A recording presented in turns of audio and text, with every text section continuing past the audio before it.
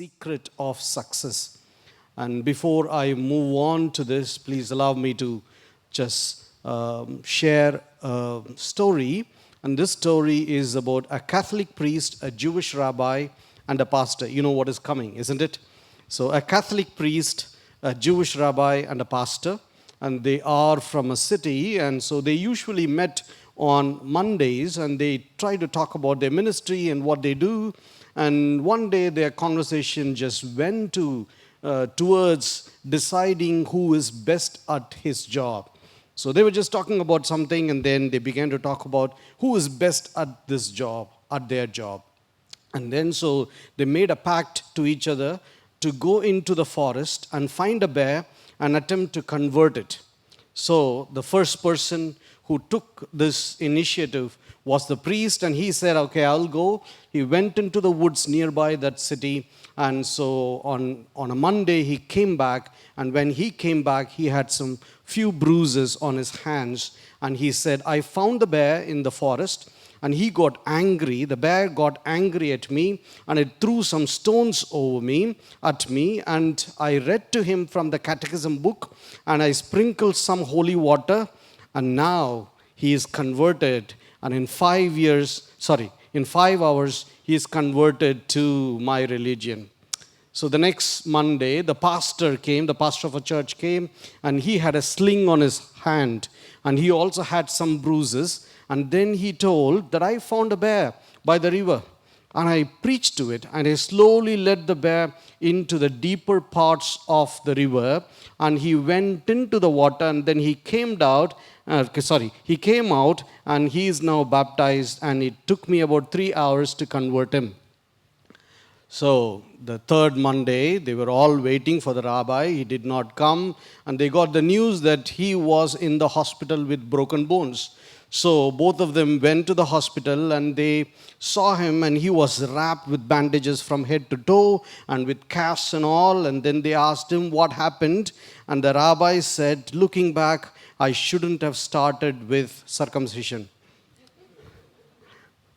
This is a joke to tell us that how many times we misunderstand few important aspects of our lives. Success is important, isn't it? How many of you want to be successful? Amen? We all want to be successful. Can we just turn to our neighbor and say that I want to be successful? And I want you to be successful. We all want to be successful in the things that we do, successful in life, successful in ministry, successful at work, and in many things that we want to be successful. But I just want to ask this question, if you can just go to the next slide. Just want to ask this question, what is success? What is success? Usually success is described as materially blessed, and we are blessed in the things that what we do. And please notice, I think success is not being materially blessed. That's what I want to talk about today. Success is not being blessed materially, but I think there is something else. If you go to the next slide, and we can see success is nothing but doing the will of God in our lives. So I'm going to talk about secret of success today, and how we can do the will of God in our own lives, in our own world, in our own fields of work. And I'm going to talk about this, and we will just look at one character in the Bible, and we will just use him as a model, use him as a framework for us to imitate and learn and follow. If you ask me, one character is so fascinating for me in the Bible. I read about him all the time. I write about him. If you know me, and you would know this person, he is second to my wife, and I love this person very much, and I love my wife very much, and a second to that, and this person, I have to say, it is a political statement, please know this. I love this person very, very much. I've written about him so many articles, and if I'm going to write one book, I will write about him. But I'm not going to talk about that person today. I'm just recently fascinated by a person who mentored him, and I'm going to talk about that person. His name is none other than Barnabas. Barnabas is the person that I want to talk about. The one that I always write about is called Paul, St. Paul, but I'm going to talk about Barnabas today. Do you know the full name of the real name of Barnabas? Do you know the real name of Barnabas? Barnabas was not his name. Let me just take this passage. Please look at Acts chapter 4, verse 36. Next slide, please. And his name is Joseph. Thus, Joseph, who was also called by the apostles as Barnabas, which means son of encouragement, a Levite, a native of Cyprus. This verse fascinated me when I read this. Please notice his name was Joseph, but he was not known as Joseph, but he was known as Barnabas, which means son of encouragement. Think about this one. He has his own name, but people get to know him with another name, and he was doing something over and over again. He was behaving in a certain way that his name was changed and people called him by another name. It is just amazing to understand this concept, dear friends. One of the things that we are good at, I am good at, is critiquing. I think one of the things Indians are good at is critiquing. Would you say that? We are quick to share our critiques immediately. We can just critique all day long. From the morning until the evening, you can critique. We can critique, I believe. I am in a job where we do evaluation visits. Accreditation is evaluation visits, quality control. So they pay us to go to an institution, to go to a Bible college and critique. And by the end of the visit, we will give 7-page, 10-page paper of all the problems in the college, and then we will hand it over, and they would smile and say, thank you very much, and pay us, and they will send us off. So I love critiquing. Please know that I love critiquing. I'm very good at critiquing, I think. How about you? But here Barnabas is different. His name is called Son of Encouragement. It is so important that we become encouragers in our world. Instead of critiquing, instead of putting down other people, instead of always finding fault and see the problems of the others. And I think it is very important, it is really important that we become sons of encouragement. Just look at this, fascinating. He had been encouraging people from day in and day out, from the morning until the evening. His name is changed. Nobody knows him as Joseph anymore. We don't know him as Joseph anymore. We know him as Barnabas. So can we just make a decision today that we will become encouragers? And we will share encouraging words every day. We will share encouraging things in our lives. And so we become the sons and daughters of encouragement. Shall we just turn to our neighbor and say, I will encourage people. I will encourage. If you are sitting with your spouse and say, you have to encourage me. We have to encourage one another. Encouragement is not easy. While I was in the Philippines, I studied in the Philippines, and I found my wife in the Philippines, and so, and while I was there, they had this amazing practice in our college. And when they had, one person's birthday, and we all would go out and we'll just celebrate that person's birthday in a park or somewhere. Maybe 20-30 people would just gather together, and then each person will just stand up and say positive things about that particular person. I loved that habit, and I thought that I should just bring that one to my house, and then we have to do it. So when we came back in 2008, and I just saw my dad's birthday was on July 21st. And so we just gathered together, and our family was there, and we wanted to do that. I wanted to do that. So I said, okay, let's start doing this.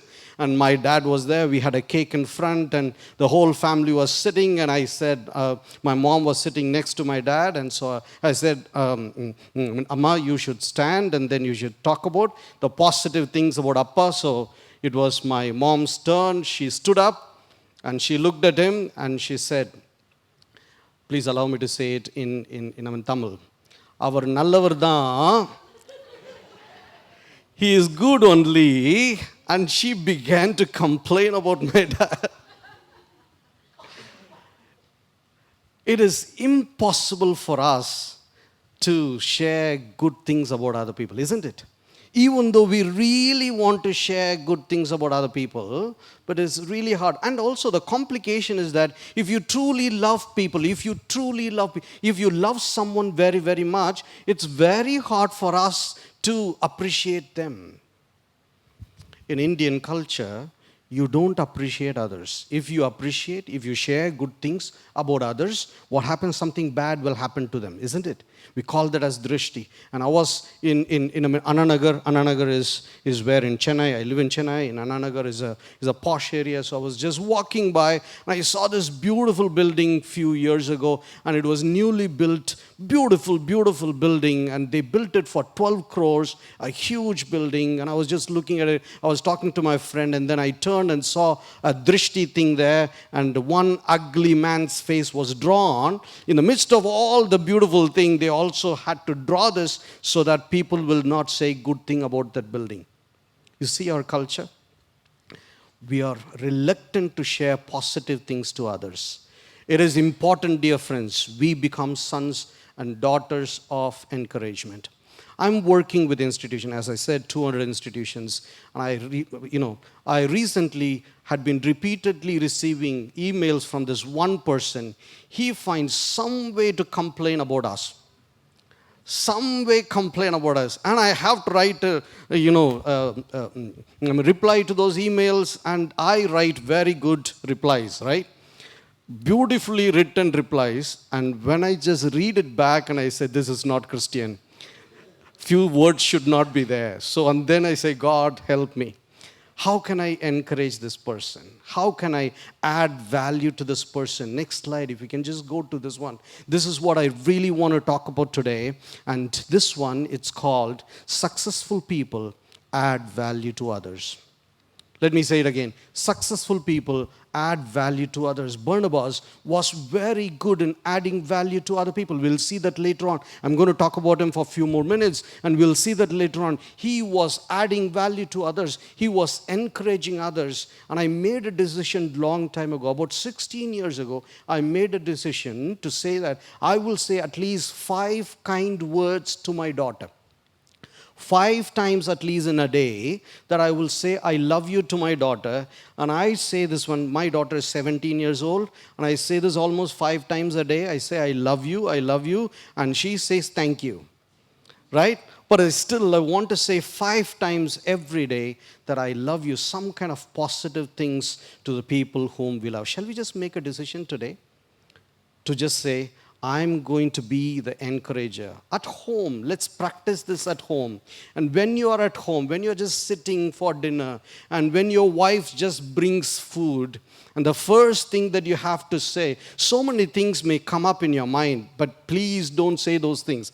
First thing you say, it is beautiful, it is nice, tasty, and add value. And after that, you can ask for salt, pepper, and masala and others, okay?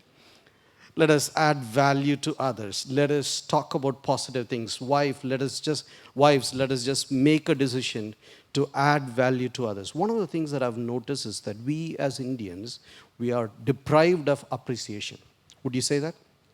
Deprived of encouragement. At home, we don't encourage. At home, we don't appreciate. And in the workplace, we don't appreciate. We have to make sure that we appreciate, add value to people. And we have something in our office, and I tell my people to use this one. I call this one, I'm a person from Tamil Nadu, so please allow me to use the word. It is called tadavology. The term is called tadavology, which means, and whenever you are correcting people, whenever you are going to hit or correct people, you have to use it with patting at the back first, and you have tadavify first, and then hit, and then tadavify again. So this is a very important method that we have to follow. We call that a sandwich methodology or tadavology. And so if you can follow that, it will really be helpful. Paul does that. If you just look at Paul, Paul will always say, you are the best, you are close, and all these positive things that he will talk about. And then he will hit them. You don't know anything. You look like kings. You look like you're brilliant people, wise people. And then after that, he will appreciate again. And it is a very important sandwich methodology that we have to use. So every day, let us use more encouragement. And in a way, please look at Barnabas. His name is changed. And when people around us see us, they should call us as sons and daughters of encouragement. Shall we just make a decision today to change? That we will add more encouragement from today onwards. Barnabas is beautiful. And I want to talk about another aspect of Barnabas. Chapter 4, verse 37, the very next verse that we read about him. He was just introduced few verses before, and then now he is being talked about something quite interesting. 4:37, here he sold a field that belonged to him and brought the money and laid it at the apostles' feet. Barnabas, he sold his belongings, sold everything, and he brought that money and he took it and he just laid it at the feet of the apostle. The main reason why this verse is told is because of the teaching or what had happened earlier.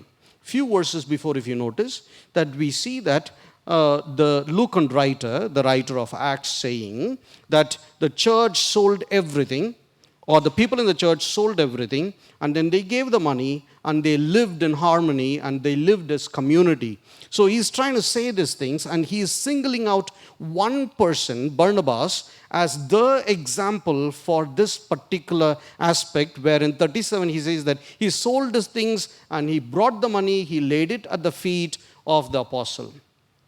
One thing that I'm fascinated about here is that Barnabas becomes a role model for the readers of the book of Acts. Let me repeat again. Barnabas becomes the role model for the readers of the book of Acts. Bad example, if you just go to the next slide, next slide, and you will see that Ananias and Sapphira, they become bad examples, isn't it? They become the bad example. But the good example, the great role model is Barnabas. Barnabas becomes the role model for the readers of the book of Acts, dear friends. If we have to have success in our lives, one of the important things that we need to follow is become role models to others. Become models of good character to others. Character is very, very important for success. Let me repeat again. Character is very, very important for success. If we need to be successful in our own fields, we need to have character.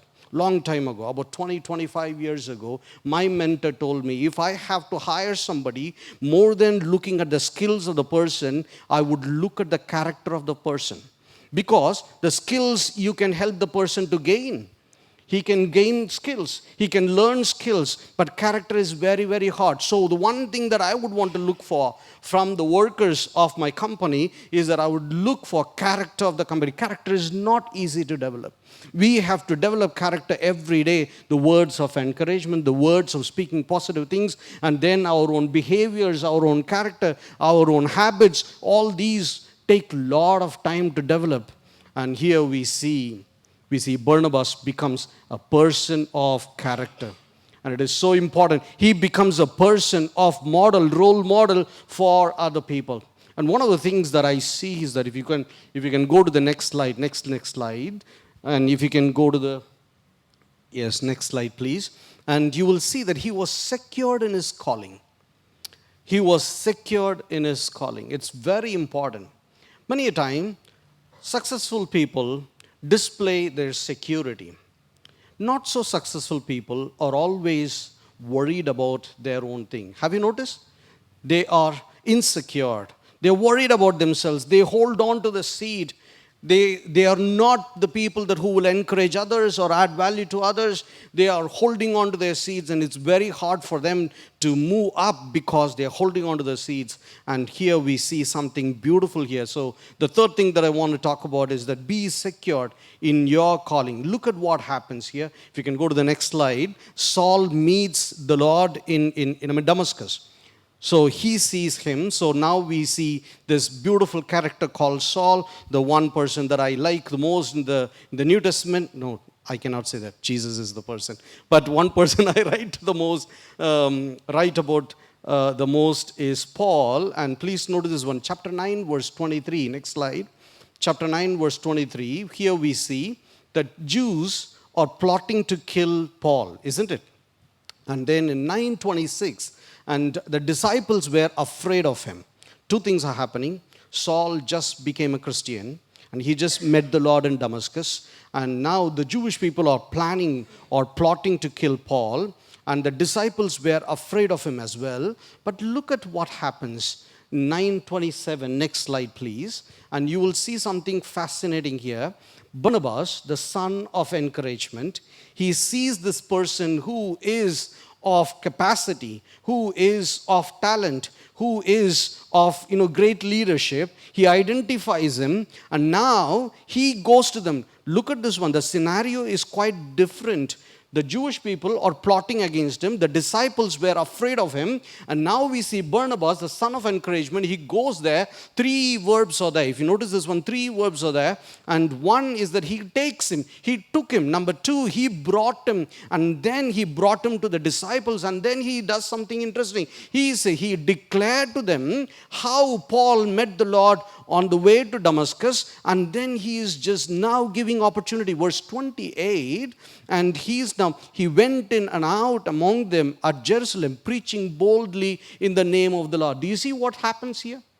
Barnabas was so secure of his calling. Now he identifies another guy with talent, and he goes there, he brings them, and then he introduces them to all the other. Not just that, he vouches for him, saying that this guy is a good guy, and he met the Lord, and he adds value to him. Not just that, he is also empowering him, giving opportunity for him to do ministry.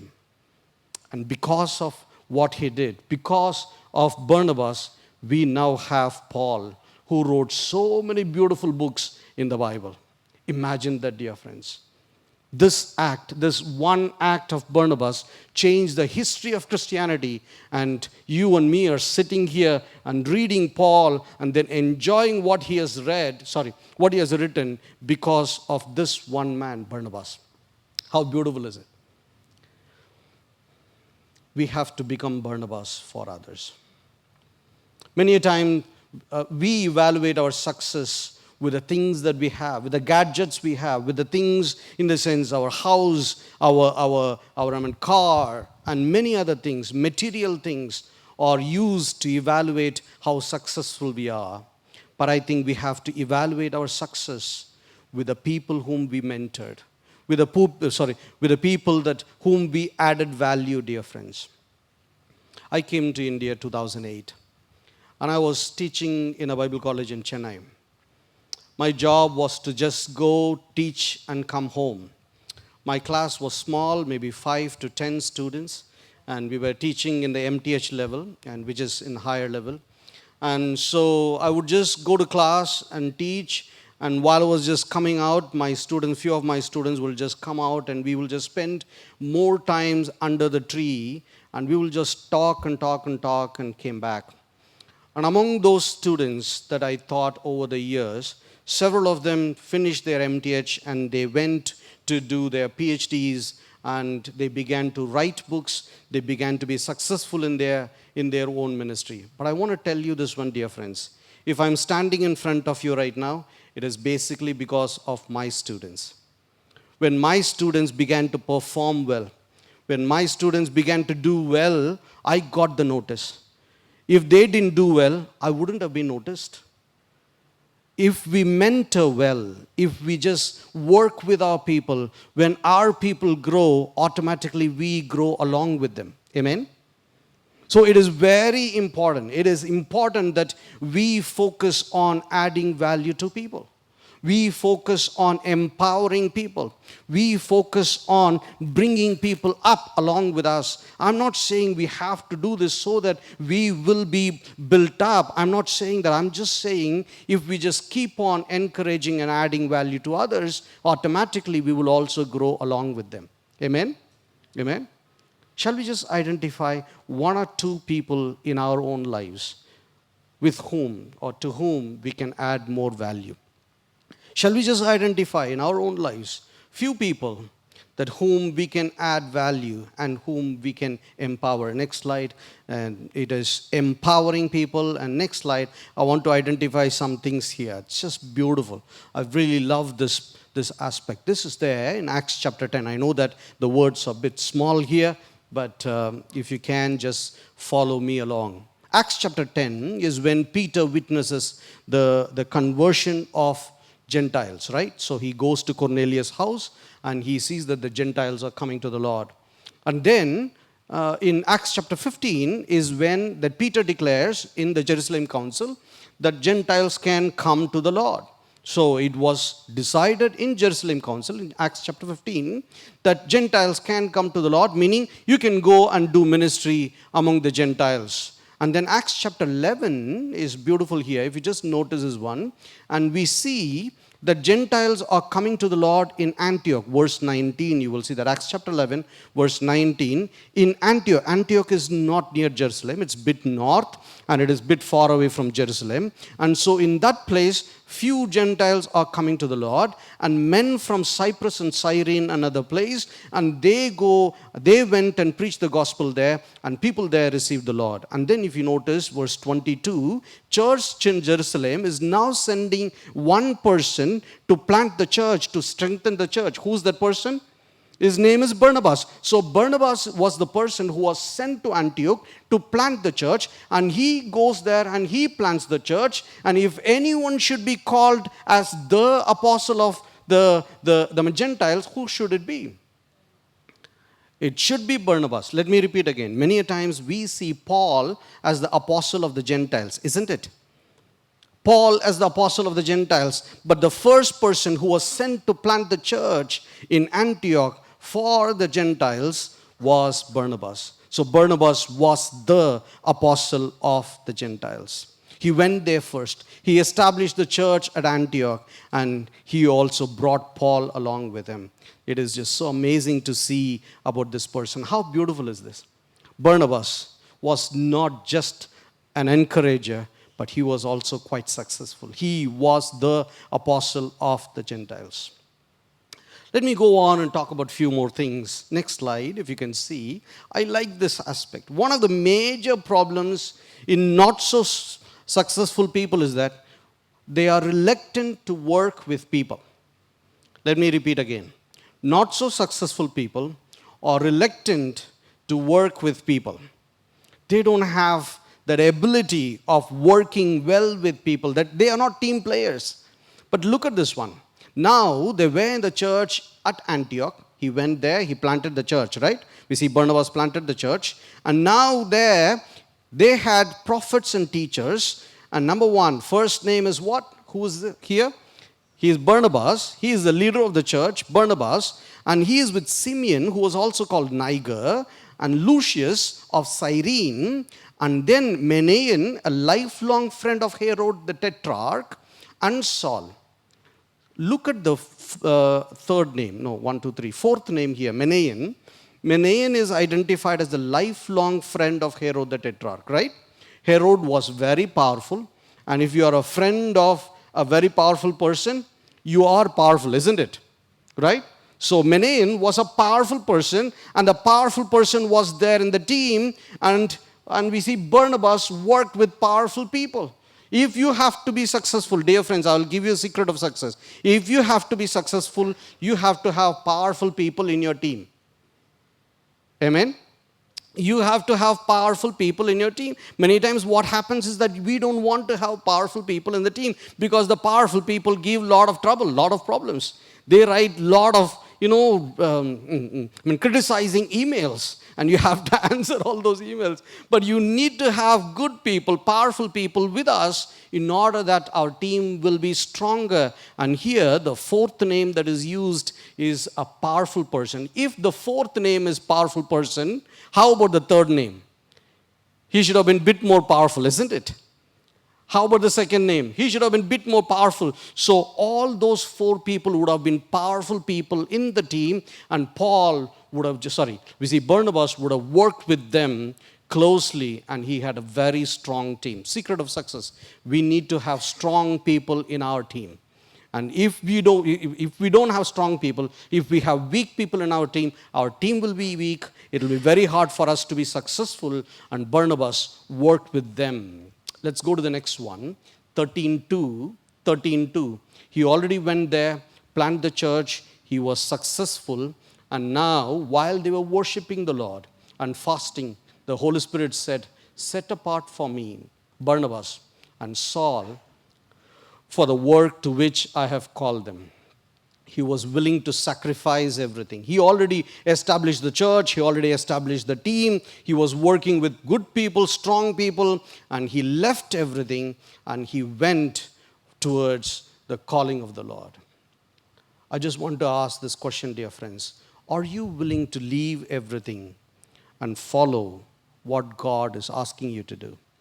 I'm not saying you have to leave your work and go to ministry. That's not what I'm saying.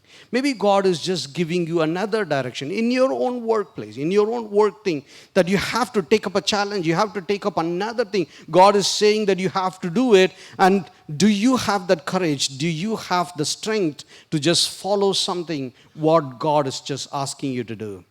Barnabas was successful because he just followed the calling of God. I love Barnabas, don't you? He's a beautiful character, don't you? Don't you see that? Please look at this one. Another thing that I see, this is quite fascinating for me. Barnabas is identified, next slide please. Barnabas is identified as the leader in few places. In the beginning of the book of Acts, you see Barnabas as the leader. Barnabas' name comes first, and then second come the name of Paul, isn't it? Barnabas and Saul. But something happens in chapter 13. You see Paul's name come first. Paul trumps now. This is called billing. In movies, please know that I don't watch movies. I'm a holy person. And anyway.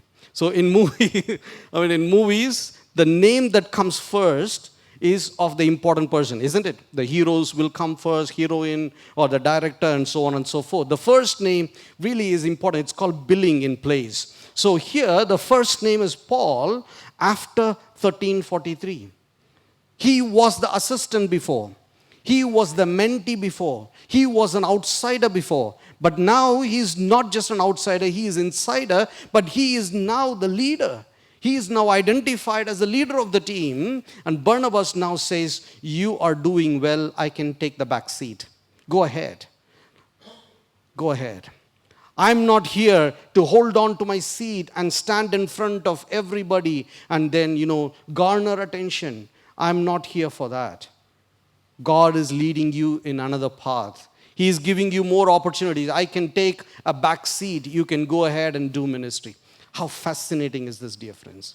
One of the main problems in leadership is that we have so much ego and so much self-centeredness. It is hard for us to give opportunities to the others. But in God's kingdom, we have to give opportunities to other people to the point that they may even become leaders of us. God is just keeping us to a certain time, for a certain time in a particular place, and it is important that we empower others, we lead others well so that they become leaders and they become more effective leaders than us. Jesus said, "You will do mighty things, mightier things than me," isn't it? Jesus said, "You will do more things than me." So if Jesus could say that, how much more we have to say to our mentees? We have to empower others to the point that they can become much more effective than us. Let me go to the next point. I know that I'm talking about too many things, but I will try to finish it on time. My brother said that we can finish it by 1:30, 3 o'clock something. No, no, no, I'm kidding. 14:12. Barnabas they called Zeus and Paul as Hermes because he was the chief speaker. Barnabas worked with people. Barnabas equipped people. Barnabas empowered people so that they will fulfill what God has called them for. Let's go to the next slide. 15:22. I like this one very much. 15:22. Then it seemed good to the apostles and the elders and the whole church to choose men from among them and send them to Antioch. Please notice what's happening. Paul and Barnabas, and then they sent Judas and then Silas and others along with Barnabas. Paul, Barnabas, Judas, Silas, and other people as well. If you just look at the book of Acts, we see so many people who were accompanying Paul and Barnabas, isn't it? He had a team. And because of the team that Paul and Barnabas could do the ministry, they began to write letters, and they sent these letters with couriers who were along with them, who came along with them. They went to different places and they took the letters and they gave the letters. They brought the letters back. And because of those things, because of the preaching, because of the ministry, we still now have the Bible, isn't it? So they worked with teams, and it's important. We built a team around us. We cannot do everything, dear friends. You and me are limited. We can only do certain things. If we need to be successful, we need to have a strong team, and we need to intentionally build teams around us. Let's go to the next slide. Judas and Silas, who were themselves prophets, encouraged and strengthened the brothers with many words. And after they had spent some time, they were sent off in peace by the brothers to those who had sent them. But Paul and Barnabas remained in Antioch, teaching and preaching the word of the Lord with many others. Barnabas knew what he has to focus on. We as leaders, we need to know our strengths. We need to know what we can do. We have to focus on our calling, and we have to delegate others with other things. If we are just doing everything, it will be very hard for us to be successful. If we need to be successful, we need to know what are our strengths and focus on our strengths, and we have to delegate the other responsibilities with other people. And here Barnabas is doing this with the team. Let's go to the next slide. And I'm just fascinated with this particular thing. One crucial juncture, something important happens. Paul is there, Barnabas is there, and they are now having a problem. Paul is having a problem with Barnabas, or Barnabas is now having a problem with them and Paul. So Barnabas wants to take John Mark. Paul is saying, no, this guy deserted us earlier, and he is not punctual, he is not coming on time, he is not obeying the orders, he is not following the regulations, we should not take him, let's not take him. And we see Barnabas, the person who is of encouragement and who adds value to people, who works with people, and he says, no, John Mark is very, very important, and he is going to be very important in church history, and I have to take him. So he takes him, and he goes away. He says that, okay, I will follow another path, you go another route. And now we see that Barnabas is following another route, and Paul is going another route. And by choosing John Mark, what is happening is that in the story, in book of Acts, we don't see Barnabas anymore. Let me repeat again. We don't see Barnabas anymore after 1539. The decision that he has taken of choosing John Mark and empowering him and adding value to him just allowed him to be invisible. He is not there in the story anymore.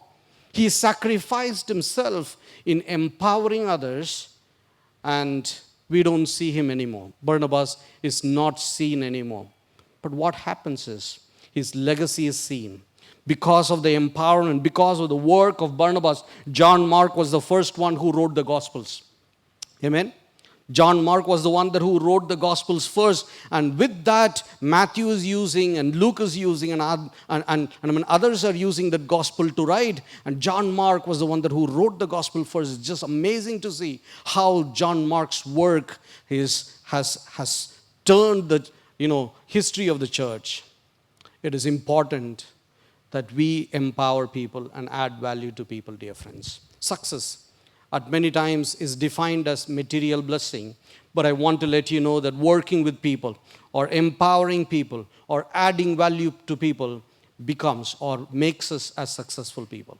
If anything that I want to leave you with today is this: we have to become sons of encouragement. We have to become daughters of encouragement. Wherever we are, we have to encourage people, add value to people.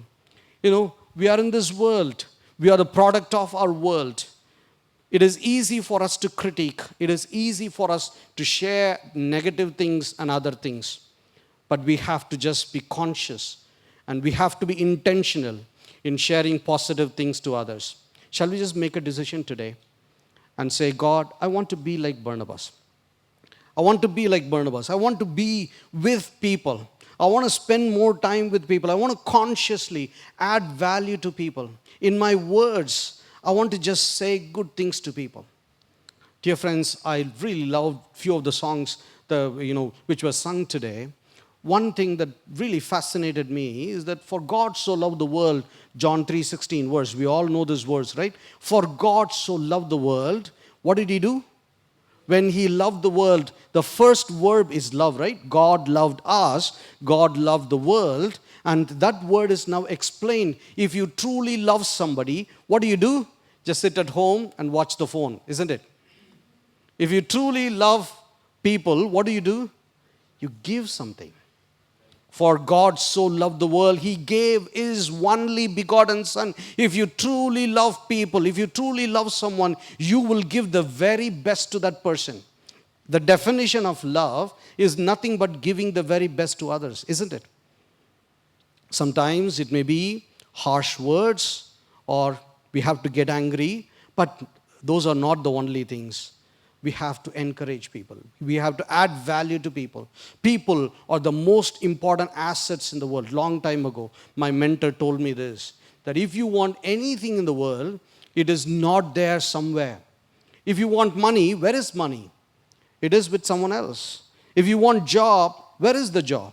It is with someone else. So whatever you want is there with someone else. If you are really going to be successful, you would maintain good relationship with other people, he said. Dear friends, we have to become like Barnabas. Work with people. Add value to people. Encouragement of people. These are very, very important in life. I'm just going to share a few things and then finish it for today. I believe we are at the very important juncture in this world. I'm just going to show a few things. Please follow this with me. If you know church history, if you study church history, this is what you see. Next slide, please. The church was established at Jerusalem, isn't it? The church was formed in Jerusalem, and it was strong in Jerusalem. And slowly, church moved to one other place. Next slide, please. And it moved to Antioch. Antioch became the center of Christendom after a few years. And it became the church which began to send people to other places in the world. And it became the center. Not just that center, it also had become a powerful church which had more money, and it began to support the church even in Jerusalem.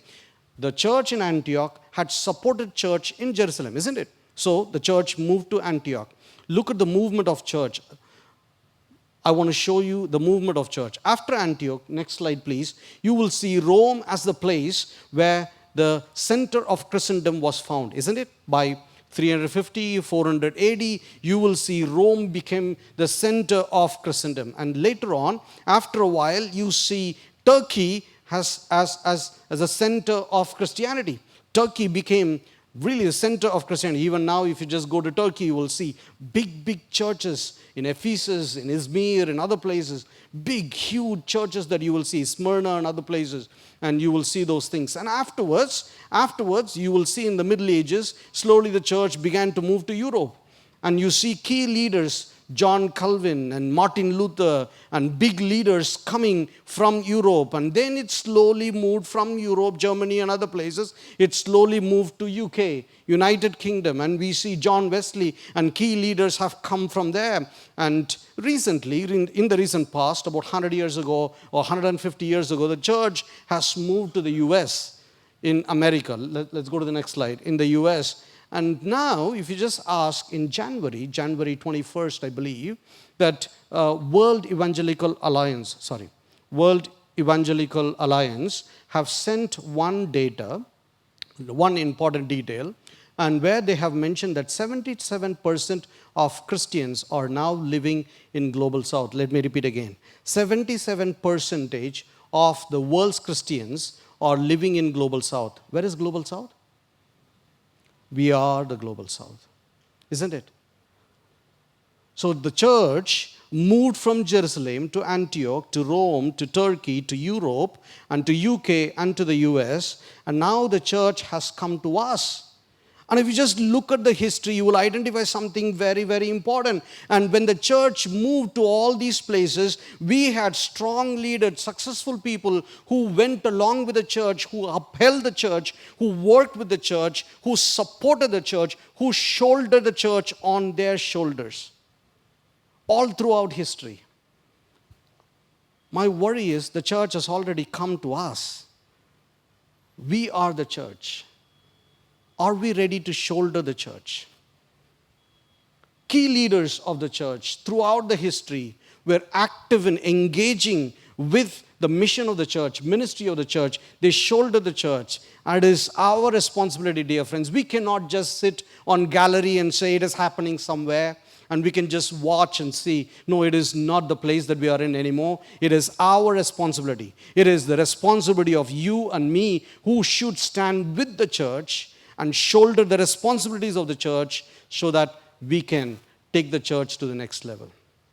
I was just there in Korea just a few weeks ago, Luzon movement, and a major event happened. 5,000 people gathered together. Usually, we used to see a lot of people from the West earlier, but now it is us, our people. The Korean people are the ones who hosted the whole event. They spent half the whole expense of the whole event. 5,000 people were together in one place. We shouldered the whole event. Asians shouldered the whole event.